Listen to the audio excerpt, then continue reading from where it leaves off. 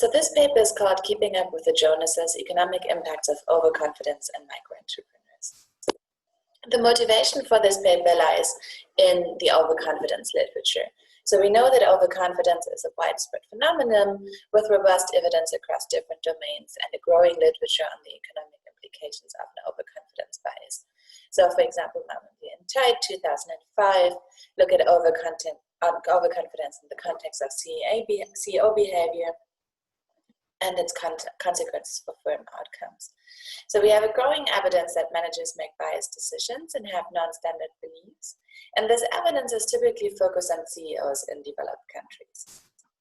What I do in this paper is to ask the question whether overconfidence might exist in micro-entrepreneurs in a developing country context as well, and what the economic implications of this overconfidence bias are. And this is related to the growing evidence from these developed countries on the importance of psychological constraints of micro-entrepreneurs. So for example, Campus et al. 2017 and Sharman Top 2018. So as a first step, what I do is look at overconfidence and performance of micro-entrepreneurs in my sample in Mozambique.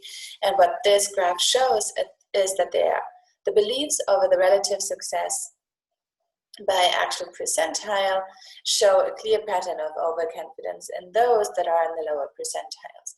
So we can see that in percentiles 1, 2, 3, and 4, the left bar shows those that believe that they are doing worse than the average. The middle bar is those that believe that they are doing similar to the average, and those on the right believe that they are doing better than the average.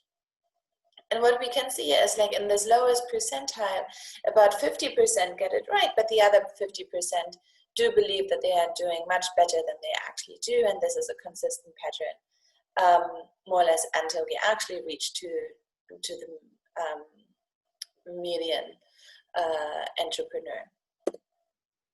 So the research questions that I'm trying to answer with this paper is, does information about relative business success alter beliefs and behavior of micro firm owners?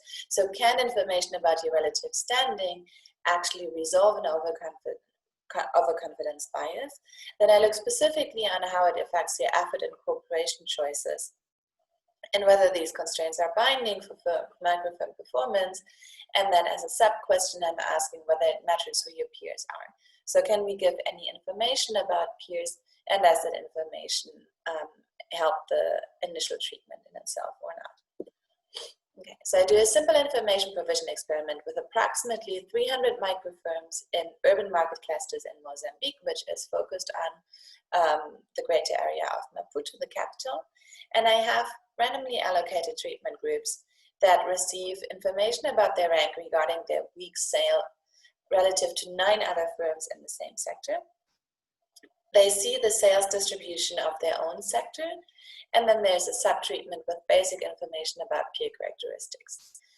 And then I estimate effects on firm outcomes and potential mechanisms up to 1 year after the treatment. And I have different sources of data. So I have survey data, I have incentivized behavioral measures when it comes to pro-sociality as a proxy for cooperation, and I have administrative data on revenue, because we spend one entire day with all of our entrepreneurs and had enumerators actually track down, observe, and monitor the sales of that day. And like this, we have a very clean measure on revenues that is free from incentivized lying and any survey data biases. So this is what the treatment looked like. So our trainers and enumerators went to the firms and they showed them the specific ranking for each enumerator, for each entrepreneur. So this one is the entrepreneur Maria Silva, and what you would see is her own position in a ranking out of 10 entrepreneurs. She would see what was the sales that she reported in that in the week prior to the baseline interview, and then she would see how much everybody else made. So she can also see how far she is away from the top and from the bottom sellers. And then if she would have been in the sub-treatment group where she also received some peer characteristic information, then she would see whether her peers are male or female, and their age. So to look at the results on firm outcomes, I'm showing you 3 different types of outcomes where I'm correcting for multiple hypotheses as well. So this is the reported revenue, which is a survey outcome where we simply ask them, what was your revenue over the last 2 days? And this is the monitored revenue. So these are the sales that we can observe during the day that we were with those entrepreneurs, and this is self-reported profit based on the David McKenzie's question, where we just asked them, how much money did you have left over last month after accounting for all your expenses? And what we can see is that very consistently, the treatment has a positive effect that is more, like almost more than double in terms of revenue, and almost 50% in terms of profits, in terms of increasing for those that are on the bottom. Okay, so what I do here is the differential treatment effects. So this is the effect of the treatment in itself. And here this is the interaction of the treatment with being a top firm, where top firm are those that are in the middle or in the top of the distribution. And then what we can see is that basically if you're a top firm, the effect of being in the top basically cancels out the treatment in itself, which means this positive treatment effect is mainly relevant for those that are in the bottom. And then if we translate this to, like, with the back of the envelope calculations of how much those peers in the bottom, those firms in the bottom are able to close the gap to their peers, we know that this is by almost 40% of closing the gap. So those firms in the bottom that saw that they are actually in the bottom seem to correct their beliefs and do something differently that leads them to close the firm outcomes performance gap significantly. So what are some mechanisms that could drive this?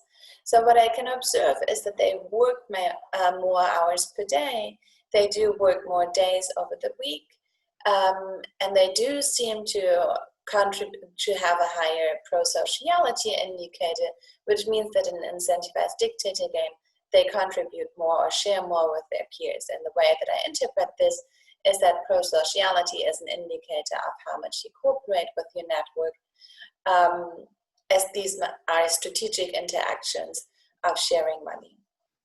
I have weak evidence that they also changed their pricing, so it seems that they increased their pricing and are a bit closer to those prices that actually the top firms are able to charge.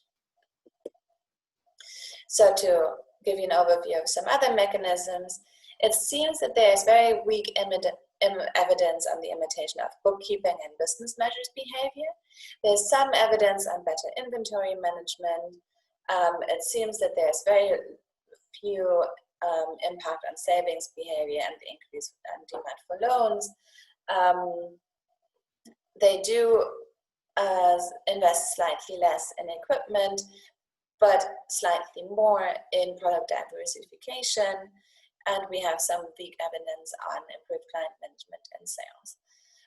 But the main drivers of the effect seem to be effort and pro-sociality.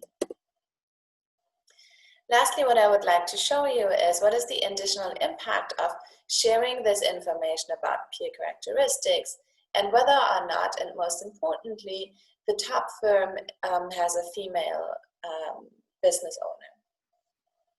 So what we can see, and this is in line with other research, that in principle, providing peer information has only significant effects for the reported revenue, and this effect is negative.